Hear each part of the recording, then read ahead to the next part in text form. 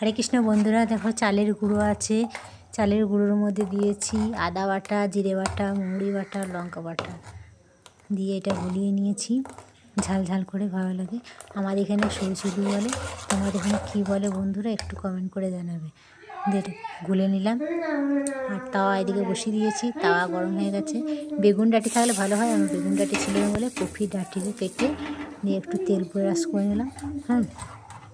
তারপরে বড়াগুলো একে একে দিয়ে দিচ্ছি। দেখো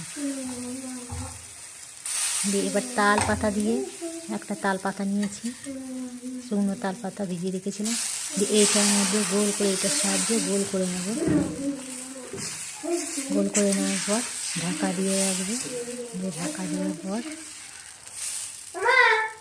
গরম হয়ে গেছে বলে টেনে নিচ্ছি। যতক্ষণ বলবো ততক্ষণই এটা দিয়ে তারপর ঢাকা দিয়ে দেবো। ঢাকা দেওয়ার পর তারপর কিছুক্ষণ পর এসে ঢাকাটা খুলবো। ভাতটা যতক্ষণ না বেরোচ্ছে ততক্ষণ তোলা যাবে না। ভাতটা একটু বেরিয়ে যাবে, নাহলে ছিঁড়ে যাবে। এর সঙ্গে সঙ্গে ঢাকা খুলেই তোলা হয়, তাহলে তো ছিঁড়ে যাবে।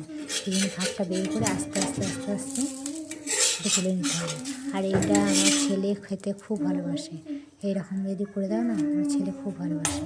অনেকটাই করা হয়ে গেছে। তোমাদের সঙ্গে ভিডিওটা শেয়ার করলে কেমন লাগলো একটু কমেন্ট করে জানাবো। হরে কৃষ্ণ, হরি বল।